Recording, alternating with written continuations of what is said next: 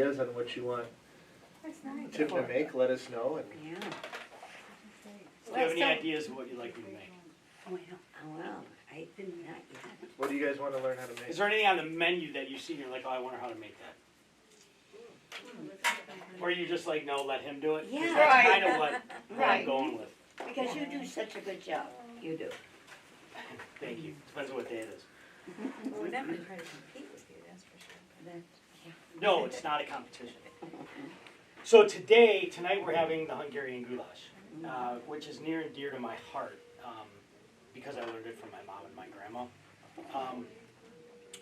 It's a really simple recipe, although there are some very specific details. One is, the most important is real Hungarian Yeah. paprika. Two is, a lot of people don't know this, you think you just do a couple of onions in there.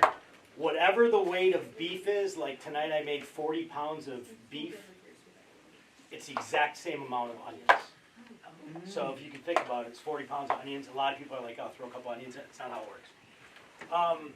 And then peppers, tomatoes, which we don't want to use that one. Garlic. And caraway.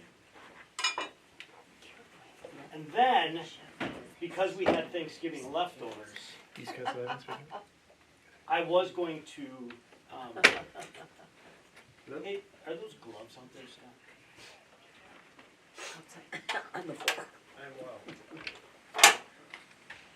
I was going to do like a Thanksgiving leftover demonstration. I thought, well, no, I'm going to show them what we're making tonight. So you can have a little taste of something. Do you have any questions of what you have heard or know from me so far? One question, with Besides, I'm too far the away. paprika, is it sweet paprika? Or is that what it's called? Or Yeah, just there's Hungarian? of Hungarian. There's three types, right? There's Hungarian sweet, Hungarian sharp, and then Hungarian half sharp. This for you folks is sweet. Okay. We have our supplier. There's a place in the falls where I get a specific one, and then you can get it on Amazon if you ever want true Hungarian paprika. The difference is, and a lot of people think paprika is a coloring, which for the stuff that you would find at wherever you pick and save, Kroger, Sendix, a lot, if it's Spanish, there is good Spanish paprika, but a lot of it that's in the stores it's just for color. So the big thing is with this, and if anybody is concerned, that's bacon fat. It's very, you could cook it, but it's distinctly different than cooking with vegetable oils. If you saw, I used a liberal amount of salt. The beef is going to go in first, and it's going to caramelize a lot.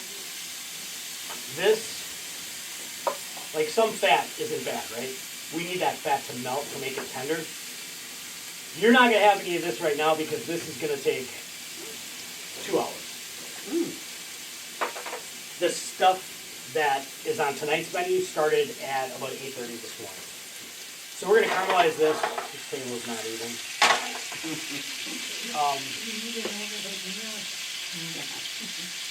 And while we're doing that, I'm going to feel okay with this.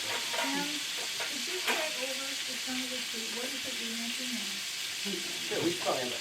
So this is what's on tonight's menu. This is the Hungarian goulash.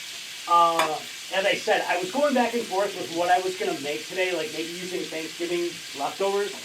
But I thought, why not make something that's on the menu that you've had, and something that's much more important to me, which is this. This dish I learned from my grandparents and my mom. Can you all hear me? What did you put in the frying pan? So the frying pan started out with pork fat. Okay.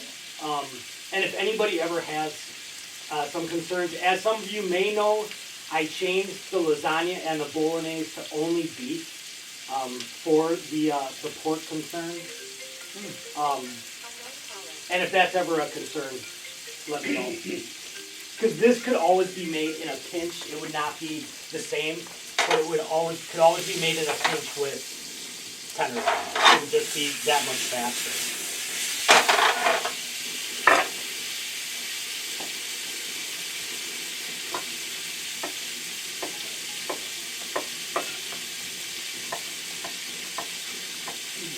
Any other questions?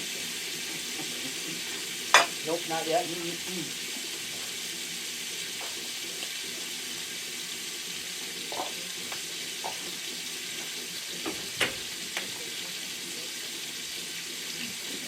This might be a little concerning, actually. Yeah. We I should- know, that's happening. Oh. Oh. Yeah. So let's do this. Let's pretend a little. So the onions are gonna go in. And if any folks didn't hear, the weight of the meat is the exact weight of the onions. That is a rule that cannot be skimped on.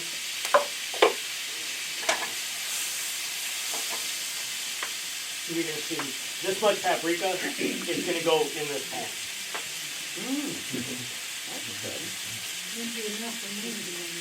Smells good. Well, my concern is, Scott, do you know where the nearest box is with the key? No. Hungary, you are. But we're gonna fake it a little bit. Like we do on TV.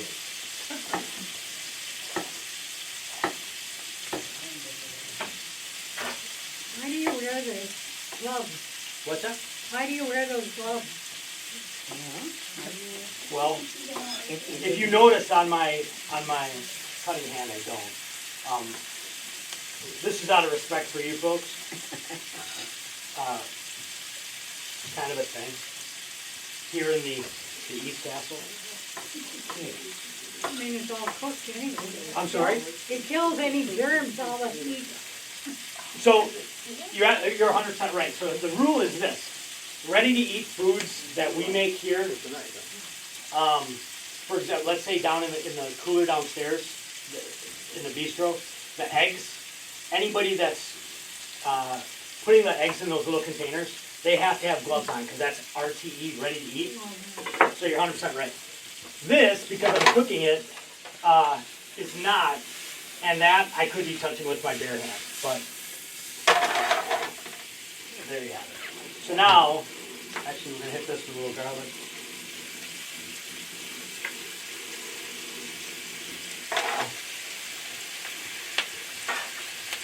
We're gonna add a certain amount of paprika. Paprika? Now, you said once that was $45 a pound, how much is that? How much did I just put in there? Yeah. Maybe 2 ounces. Oh. Maybe about 2 ounces. So the big thing about paprika is the moisture from the onions, right, of this and the peppers, when they go in, are not going to let the paprika scorch. Paprika is just like garlic. As soon as it gets hot enough to the burning point, it's bitter. It's shot, and all of this would be wrecked. But there's enough moisture in the onion, enough moisture in the onion. Right, and now the tomatoes, and again, I'm just concerned about the...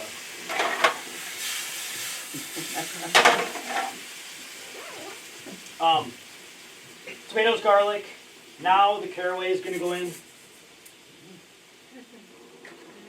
Caraway is more Bavarian, Hungarian goulash is Eastern European, but you kind of got to have it. Black pepper. These, if you notice tonight, if any of you order it, the peppers, traditionally everything would go in now, and we would just let her go. But because I want the colors and it's about presentation, the peppers go in about a half hour before you're going to eat it. But right now everything is cooking downstairs.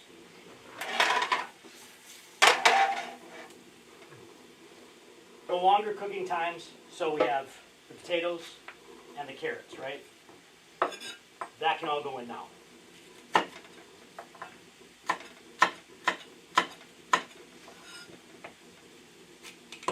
If you notice, things like this, I don't want everything to be the exact same, not necessarily size, because I want it to cook the same. But I don't want all like super square shapes, because I like to think of it a little more like art. What was that? Or it just looks processed too. Potatoes. I apologize, those are potatoes. Yeah, folks, if you can't hear me, or if I'm not explaining well enough, let me know. So this was broth, right? Beef broth, right. Beef broth, right? Beef broth. Right now, it all depends.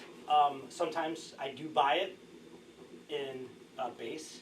A lot of times when I have bones left, like right now I'm making a whole bunch of turkey stock because of all the turkey bones we had from Thanksgiving.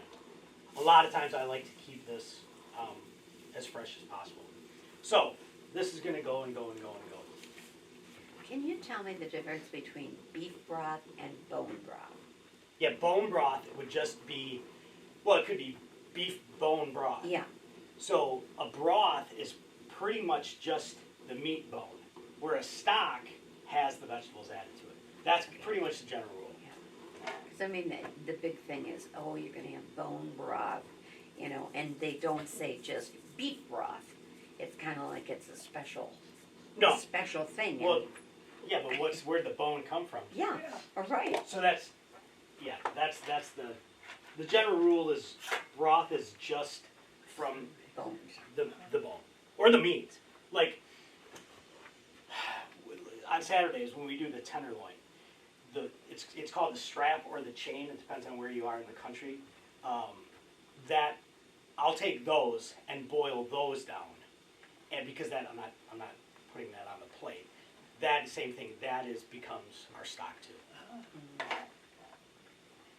So this is all going to go in. And now I'm going to start. You know what? What's that? I just wanted to make sure we had something over here. Any other questions? Is anybody allergic to anything?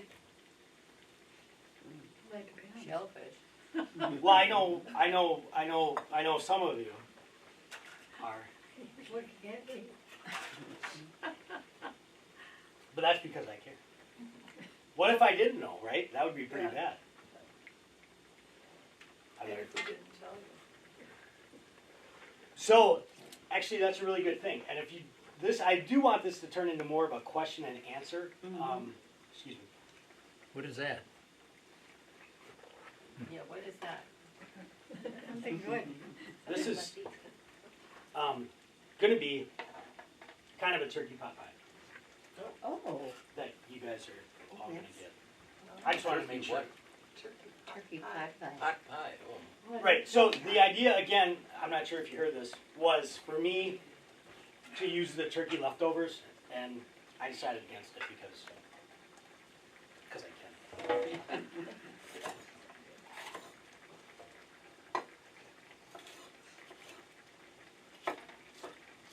I'm going to be really honest and say I'm really grateful that the smoke alarms didn't go home. Because that's really what I've been thinking about. Oh, yes. Is that a French knife? No, this is a Japanese knife. These are all kamikotos. Oh, Yeah, I was gonna say, are those your personal knives? Oh yeah. Cause I mean, I just heard that chefs always have their own knives, and I've got, Yeah, so I have Another several. Isn't it similar to French? Well, a French knife is generally what would be considered It's my favorite knife. a chef's. Well, the thing is this: is that we've got to wait. So a chef's knife would have a deeper blade than this, right? Is that these are much thinner, and the idea from a chef's knife is that like this drives through the food. You see the thickness of that, but chef's knives are generally heavy, and they're kind of clunky, and they don't really go through the food. Like let's say an onion, I really wouldn't want this to dice an onion because it's so thick. And I actually forgot my, it's called a nikiri. It's very, very, very thin. And it just does a much better job. So like chef's knives are like what Julia Child used and Jacques Pepin, and that's kind of what we all grew up on. But we got away from that to more thinner style knives. But I have here, actually this is the one I should have been using. Ooh, See, do you see yes. that? Yeah. How do you keep your knives sharp? Well, I have a professional sharpener, and then I just hold them every once in a while. Like a chef's choice. You mean something like this? Well, I can stone them, but when I really want them sharp, I'll run them through my chef's choice. It's like a 3-blade system. Do you know what I mean by that? It's like a little machine with wheels in it. I think I had one once. And now there's a new sharpener out that it's called the Tumbler.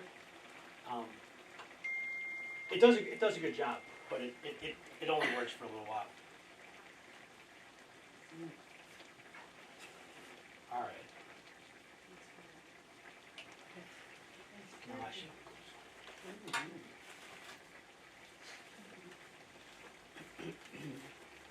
Are there any more questions? Is there a knife sharpener in town? Yes, You know, yes. There is. Yeah. The Sharp Sharp Brothers. Brothers, Yep. Sharp Brothers. Yeah. Where is he? On Capitol and Shorewood. Right Shorewood before on Menlo. Capitol. Okay. Between the post office and Menlo.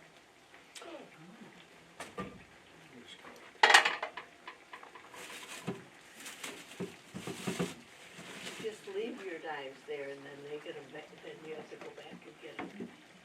So, to go back to the knives, like these, nobody touches. I do downstairs have my specific knife. There are none of these that we send out from Cosini Brothers. Some of you know me well from our meetings. I'm very blunt and so if you're working with a professional chef, right, or if you have things that you purchased and you care about, you generally don't want other people that are just throwing stuff around. And like I've seen knives literally just tossed in a sink. And Yeah. so when I say some of you know me, is that it's a work in progress. And not everybody, and understandably, not everybody's going to feel how And I feel. passionate. But I would think anybody who works in a kitchen is gonna learn that lesson, because I think, I've tried to teach that lesson, and unfortunately, I was the one that got taught a lesson. So that was going to be my question. These are going to be kind of there's going to be a lot of bread here. So if somebody doesn't want any, like gluten-free, let me know. Scott, would you help pass these out? Sure. I'll do gluten-free. What is the I'll bread? pass this on. I'm sorry? Bread, what is it? Puff pastry. This is just like a quick mini. You want me to pass this on? No, you could go ahead. That one. No, but did you make it or?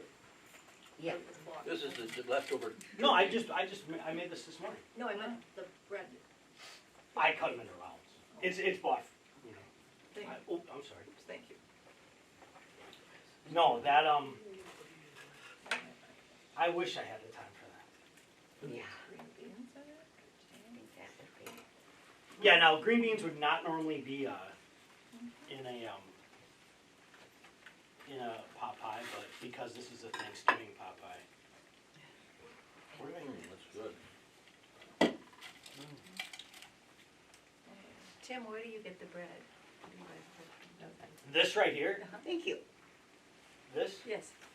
Oh, this is just puff pastry. This is just store-bought puff pastry. Oh, you baked it here? Yeah. Oh, I see, okay. Gotcha. What else is in the turkey pie? So peas, carrots. I put green beans in there because of the Thanksgiving theme. I can just let them all go. There's a little herbal taste in there. Did you put some of the herbs in? Well, yeah, there's Thank sage you. in there for sure. And so there's turkey gravy, sage, turkey gravy, heavy cream. Sorry.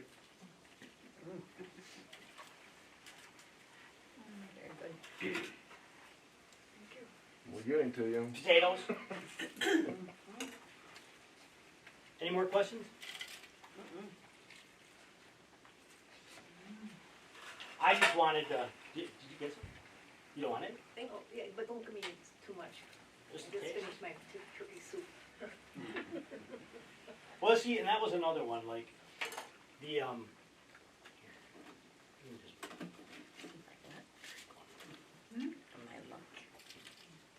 just from this cup. Okay.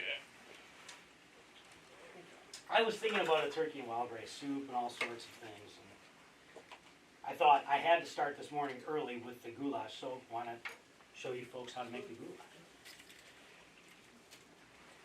You think that's cool? What's that? You're showing us that. Oh. Thank you. Well, you know, there are things that are just more dear to me, and this is one of the biggest ones. When you make the turkey soup, do you throw the bones in the turkey? You don't. When you make turkey soup, do you throw the bones in? Well, yeah, I make a stock first. Okay. So Tim, if we had a chef's choice dinner. Yep. Of your favorites, Yep. what would we have? You'd have scallops. Veal scallops. You would definitely have scallops. Meat wise, I don't see. It would probably be probably veal. Just a little like veal milanese or something like that. Or I would do a traditional Wiener Schnitzel. Which would not, obviously the two would not go together, but if it was chef's choice, you'd have scallops and Wiener Schnitzel. But your lamb chops are wonderful. Yeah, well, those are coming up pretty soon. Oh, they are. That's the idea anyway.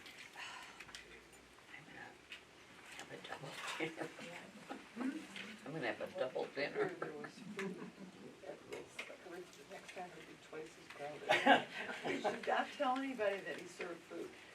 Well, it's, Too so, crowded next time. you really can't do or you shouldn't, like, I've never done a cooking demo or a class where you don't let them. Well, the aroma makes us. My only regret is that you can't, that I'm not making this that you can have right now, but it's on the menu tonight.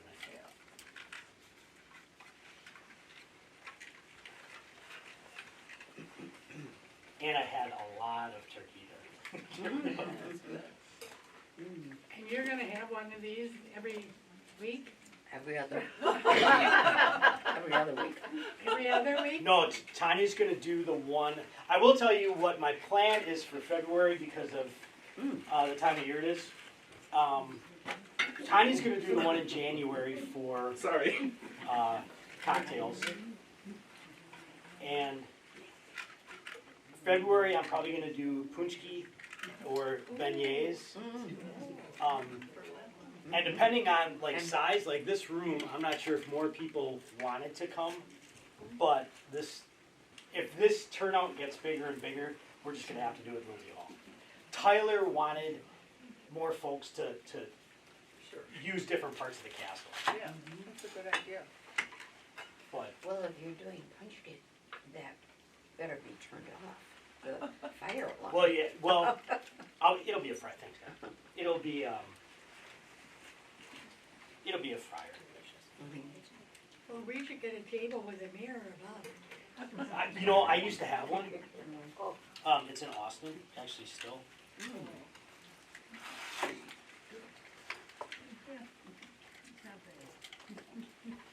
How is it? Any good? You don't have to. Nummy in the tummy. You don't have to spare my feelings. Because it was just a.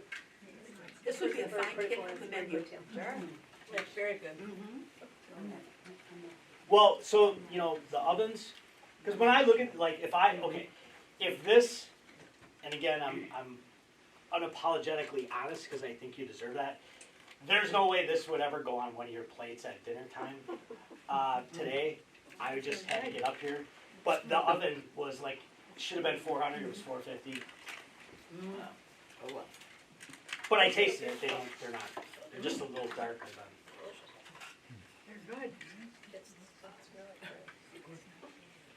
Now, since I have a larger audience than when we have our meetings, folks, I'm gonna stress this, if there's ever a concern, if you're in the dining room and you want more or something isn't to your liking, please let the waitstaff know and just say, I want to talk to Chef Tim. I'm here pretty much 6 days out of the week. That seems to be something I just want to stress more and more. If there's a problem, like when I say it, and the reason I bring that up is when I say, I don't want to see this on your plate, I don't want to see it on your plate. Yeah. There's a trash can between the fourth floor and the third floor. And the staff assembles the plates, right, Well, for serving? for you folks, no, it would be either myself, Oh. Dean, or Kathleen. Normally, it's Dean and Kathleen, and I'm sort of probably making more of something. What was the question? Who assembles Who our assembles plates? The salads are staff, Staff. our staff, our wait staff, and Okay. and desserts. Okay. Who are Dean and Kathleen? Kathleen is the sous chef, Okay. and Dean is Gene is almost an architect. pretty much my apprentice. Okay. Dean could be a fantastic chef. He's in his final year of architecture. What is the procedure for a special order if we were going to have a party or we wanted you to make something special for an occasion that has nothing to do with East Castle? Is there a way to do that? Yes, and it's not, you would call first Majarka.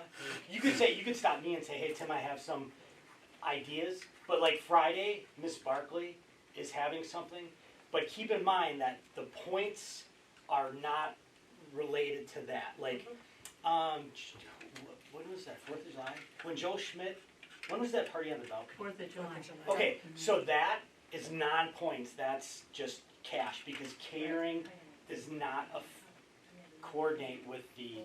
So how Good much point. notice or lead time do you need to give us what it's gonna cost and for you to get the stuff and that? Maybe a week. Okay. I mean, it pretty much depends on how big. Yeah. I mean, there are things like if you said, hey Tim, can you put me together some hors d'oeuvres tonight? No problem. Right. But if we're talking like tenderloin or Scallops. yeah, scallops. Well, scallops would be fairly expensive because I would want to be the one doing it. Because I'm not going to send up scallops in a Right. catering. It's not going to happen. Is there more? Do I need more? Does anybody want more? This is a nice lunch. You want us to come to supper tonight? Well, this is just a little snack. Oh. Did that answer your question? Yes, thank you. No. Well, I think it's exciting, we're gonna hear from the kitchen, different people. Well, this is really this is really the part of my job.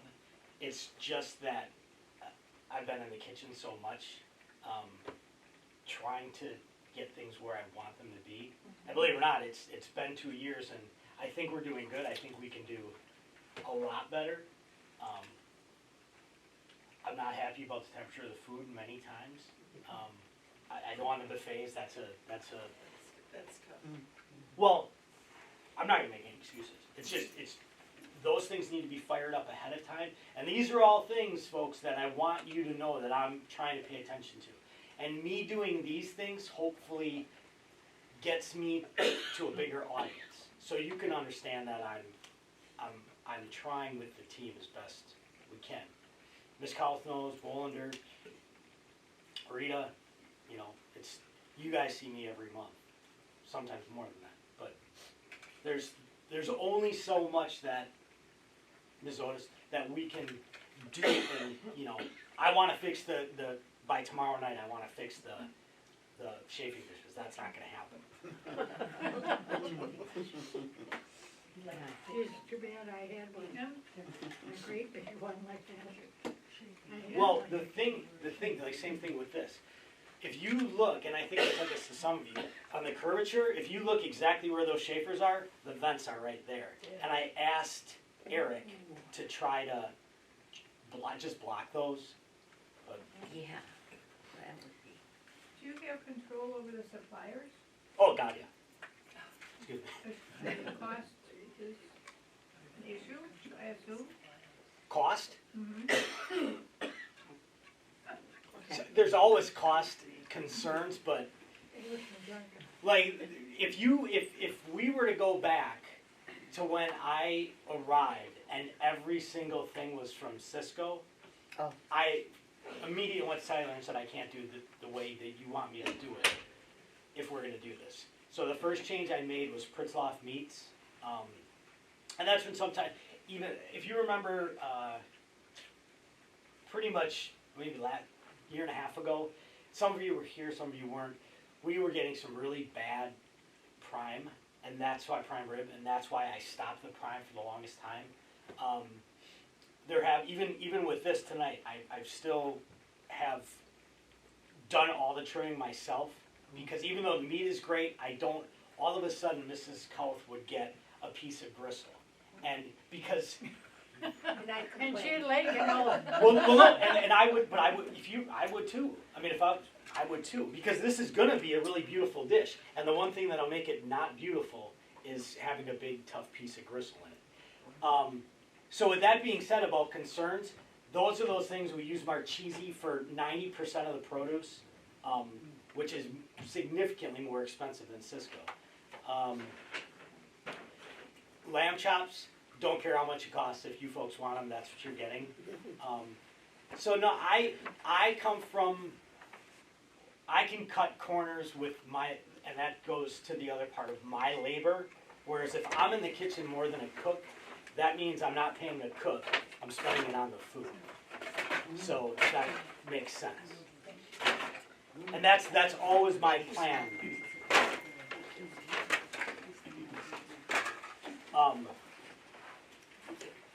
Chicken, same thing. All the chicken we have is free range, antibiotic, free antibiotic, Amish chicken. Oh, that's nice to know. That's nice to know. There was chicken. Have you ever heard of a woody breast? Yeah. So the chicken that we were getting back when I arrived was if you see a chicken breast and you'll see white strands in it, the term for that is a woody breast, and those are the strands of protein. And when you cook that protein, they clinch up like this. And when you bite into that breast, it's almost crunchy, and it's very non-appealing. It's not toothsome at all. So what they do is they have this big old bird, and really, it's a big. And imagine this breast, and what they do. Let's say you want 4-ounce chicken breasts. So they take this big bird, and they just slice pieces off of it. And all they're doing is making a whole bunch of pieces of junk as opposed to one big piece of junk. And then they sell that to you as 4-ounce breasts. So that's where I changed that to us getting the Amish chicken. They're smaller. Sure, they're more expensive, but I always know that you're probably almost never going to get a piece of crunchy chicken unless it's fried chicken. So there are things like that. That the salmon used to be frozen. Now it's fresh and it's filleted by me. Yeah. That salmon is always It great. is. The salmon is really great. Yeah. So yeah, there concerns I think, and I'm not just saying this, I think you deserve the best that I can give you, and the best that East Castle can. There are times where I don't hit that mark, I try, but Tyler knows otherwise you could have somebody not doing this in front of you. You could have somebody unloading a Cisco truck and opening up cardboard boxes. Yeah. There are other places that do that. That's not, the whole idea was for me, and the new dining room and bar was not that. What are the top 3 meals that you're proudest of that are served to the residents? This, the scallops,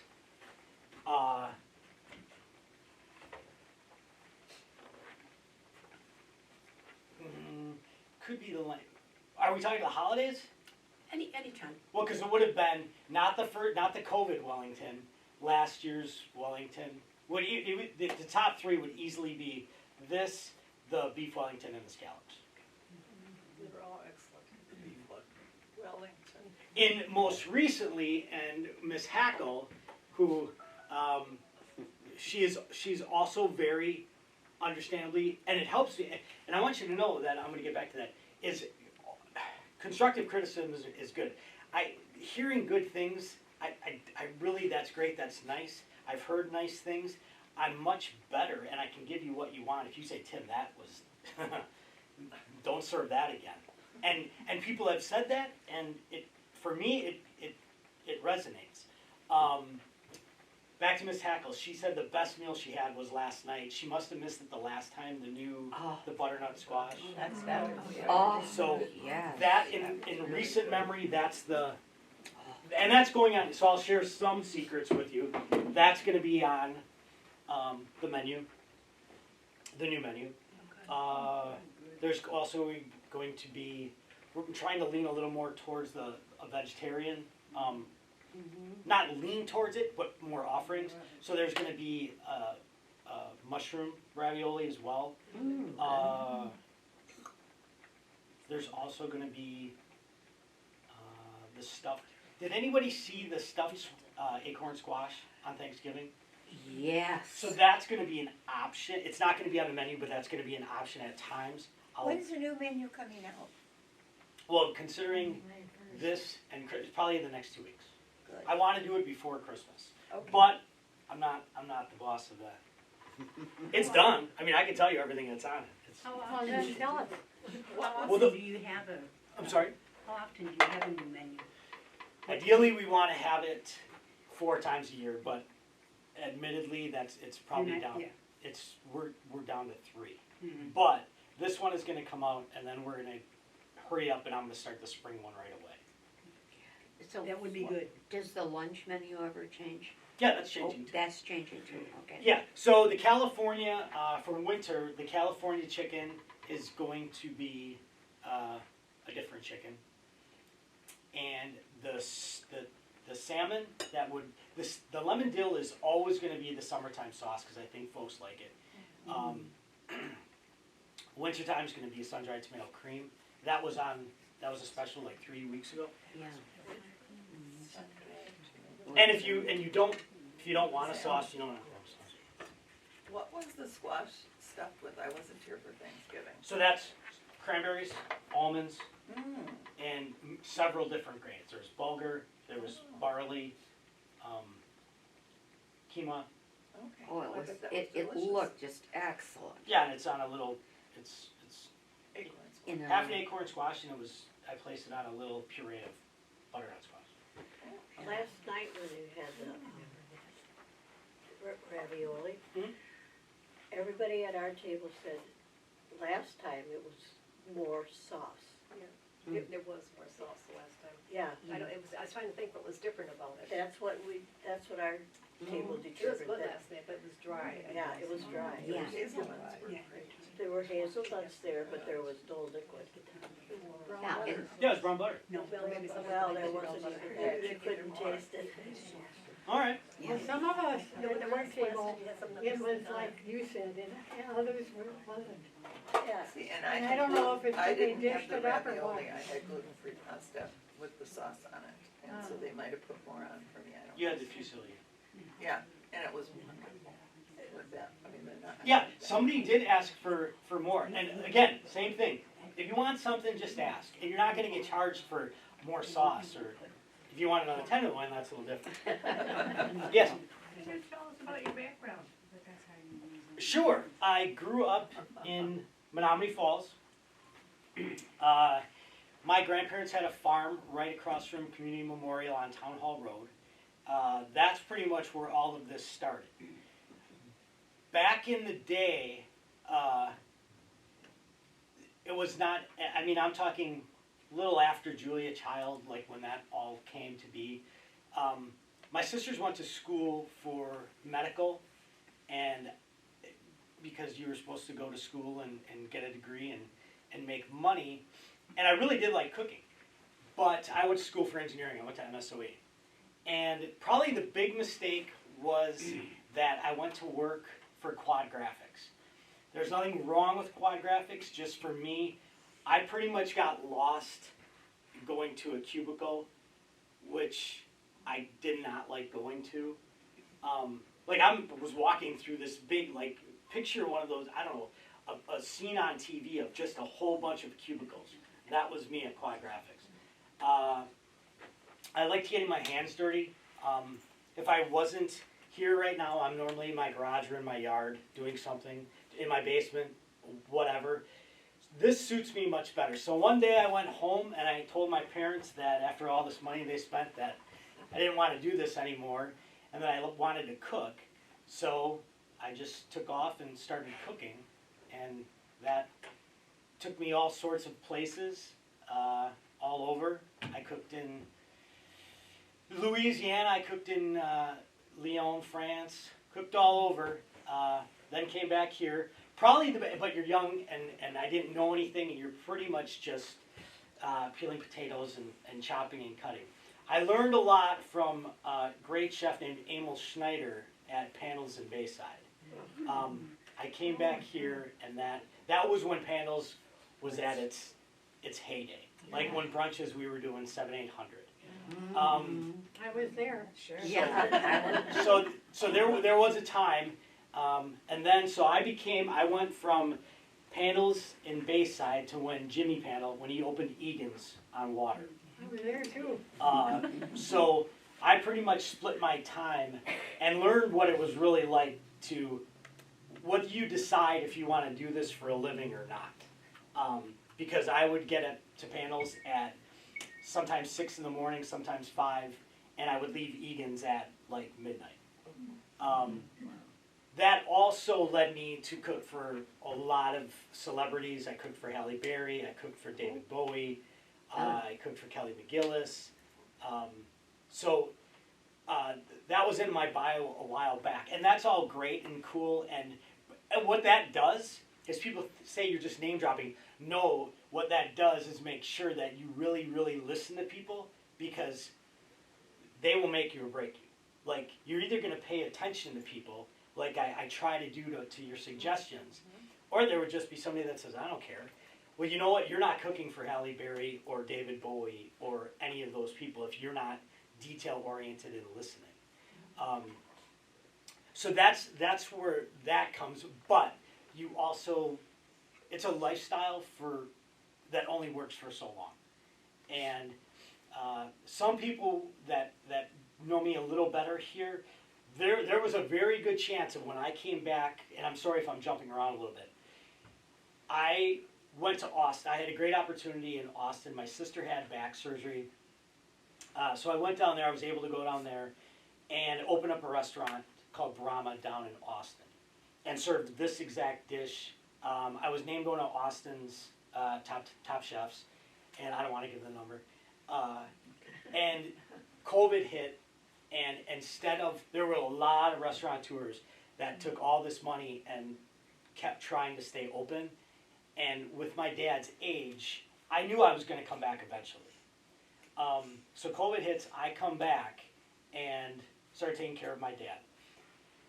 Obviously there's no work, and I pretty much decided that I either find something like East Castle Place or St. John's or Northwestern Mutual in that category, because I was done with the restaurant scene. And then here I am. Thank goodness. So, yeah.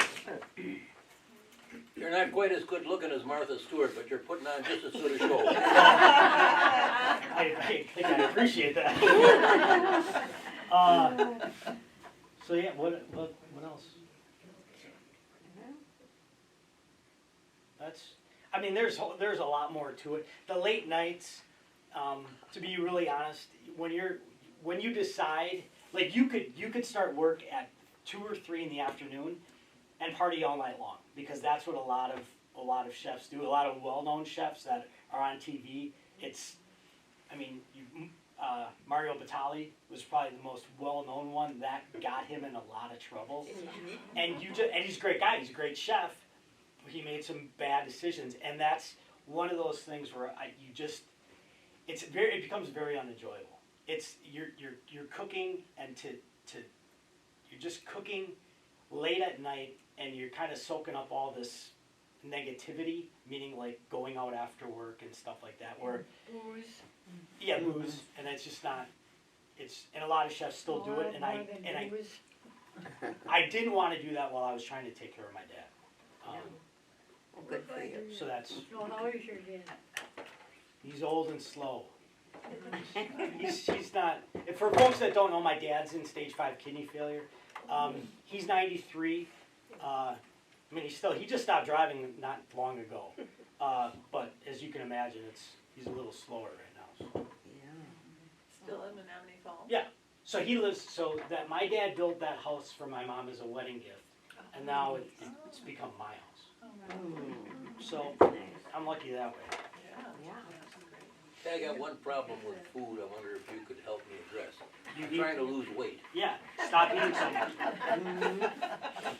That's what I'm trying to do, but you know where I am? I have to stay upstairs because I come down here, it's just too damn good. I eat too much. Well, I think you need to cut back on the red meat. What? You need to cut back on the red meat. Red meat? Yeah. Now I'm telling everybody what he eats steak all the time. Yeah. It's bad for you. Tastes so darn good, right? Yeah, once in a while. That's why it's on Saturdays. One day. Don't ask I'm questions. not saying anything more. Oh. Some people don't like the answers to their questions.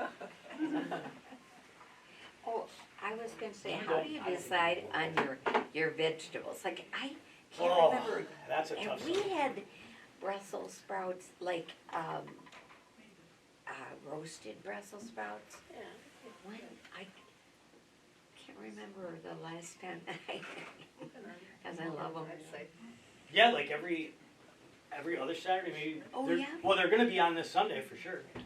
Christmas at the Castle. Does everybody know about Christmas at the Castle? Oh, it sounds really good. It's just a bigger bunch. Oh.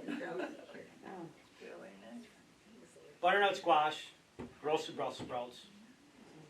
I almost did that because you may have, a lot of people had struggled with Brussels sprouts because of their hole, but you know what, I cut the ends off and I put them in a shredder, you know, like a food processor, so it looks like coleslaw. Oh.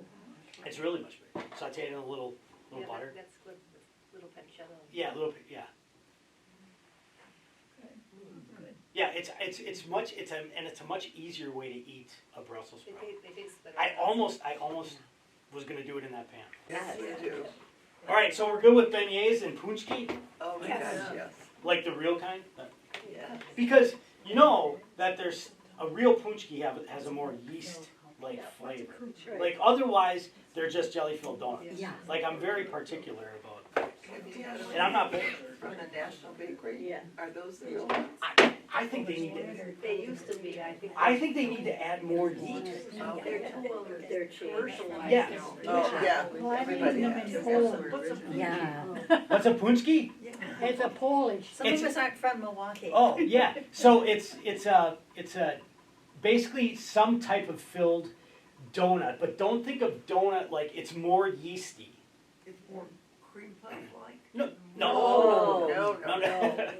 No, it's a filled donut, but it's It's heavier. heavier and denser and it's much yeastier. More savory than sweet. Yeah. Yeah. And like a perfect punchki should be golden brown, and a white circle running around the middle. And Then you know how prune it's filled. fried. And prune filled. You can get prune filled. I'm not saying we're gonna do prune. Well, like, They're really They're, good. they're great. yeah, that was when I was in Austin. That was so many shops couldn't keep up. So I'm like, well, I have the equipment, and I like to do it, and that's not a big thing. And all of a sudden, before you know it, out the door there was a line for Oh. for Punchki. It was cool, it was fun. I mean, I was getting killed, but. And yeah, boy, But those are the challenges I like. You know, when you're making something that's not normal. Or not common. yeah, counting that sounds good. All right, What else? I don't know. I have 5 minutes. And as you can tell, I don't mind talking. Sometimes I talk too much. How about poppy seed? You're talking about punchkis, why not bring in poppy seed? Or almond poppy seed muffins. Oh, Almond? Almond poppy seed. are my I favorite. had a recipe for Bran muffins. Polish Good bran muffins. poppy seed cakes. And I used to come home from Poland and I'd put these poppy seed things in my suitcase and bring them home. Mm, They're great. Oh, it was wonderful. their bakery is fabulous. Poppy seed. How much of the bakery is actually made in-house here? What do you Like the muffins that are on the breakfast, made here? breakfast. Made here. The Kringles are actually O&H Kringles. Yeah, Um, only kind of. But yeah, we bake the muffins here. I am, actually, you know what? I'm really glad you brought that up. How many people are a fan, not that it's going to change my mind, how many people are a fan of our hamburger brioche bun? Are you? Your hamburger what? The brioche. The brioche bun. I like it.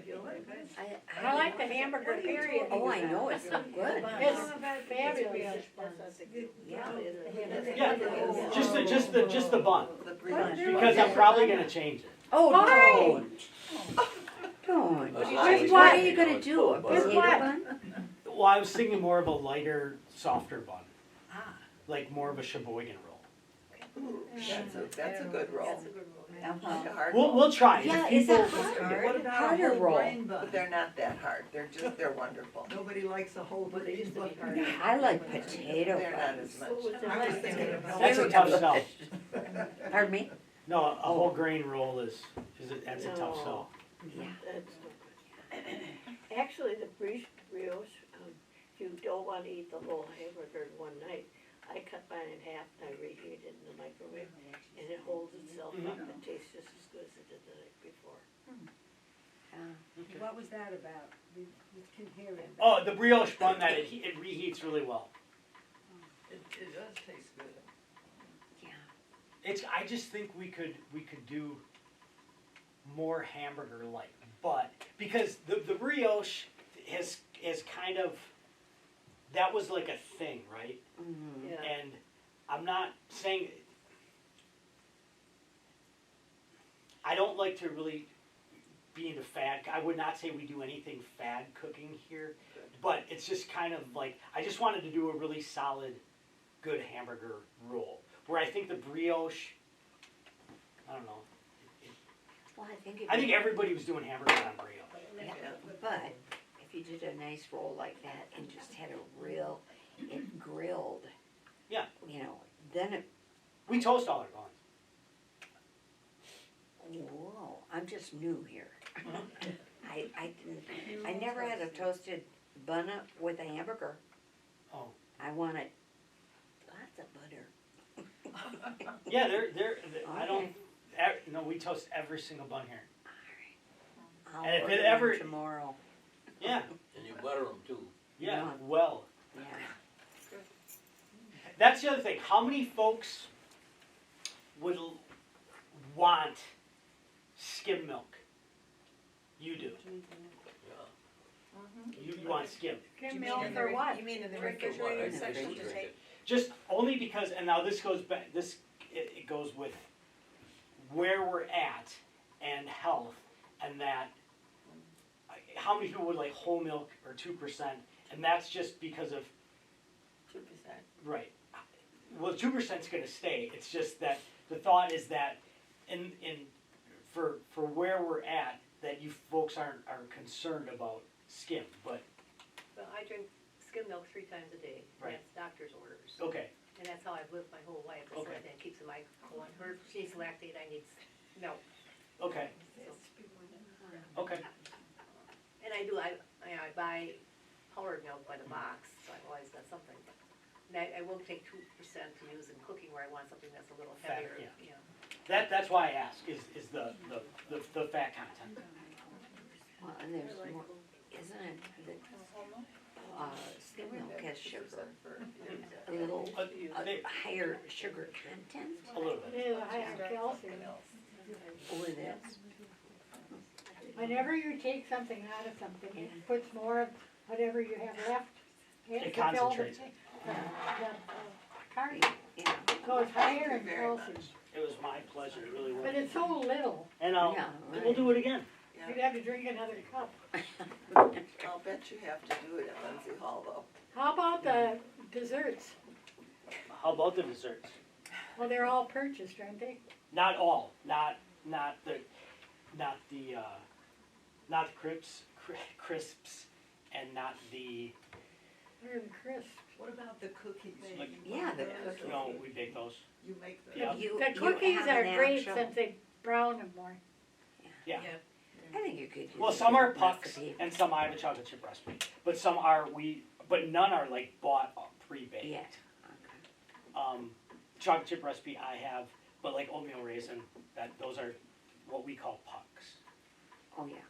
But the desserts, the flourless chocolate, which we're slowly taking away just because it didn't take off like I thought it would. But I don't think enough people knew about it. That's why we put it on the menu. Yeah, but it wasn't in the menu the way other things were.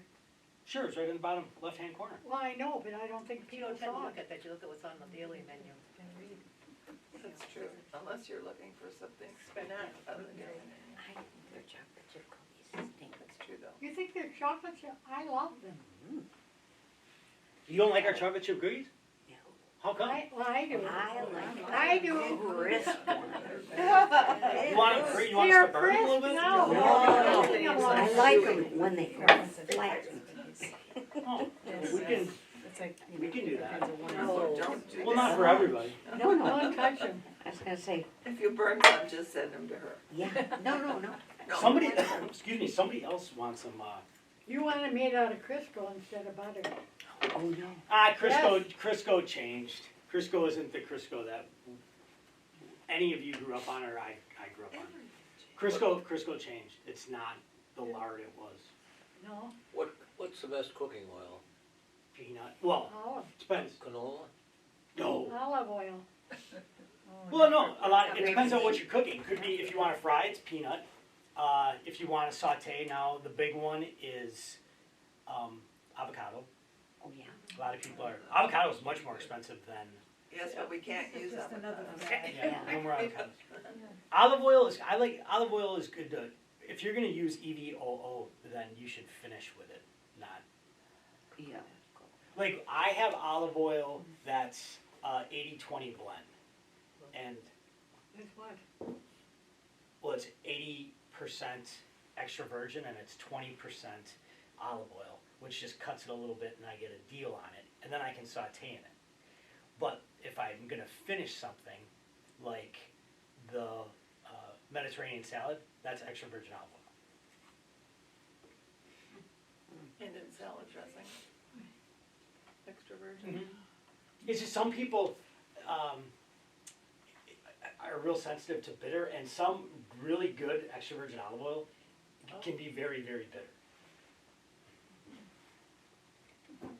There you have it. Thank you so much. Thank you. My Thanks for pleasure. coming, guys. Tim, thanks for doing this. My pleasure.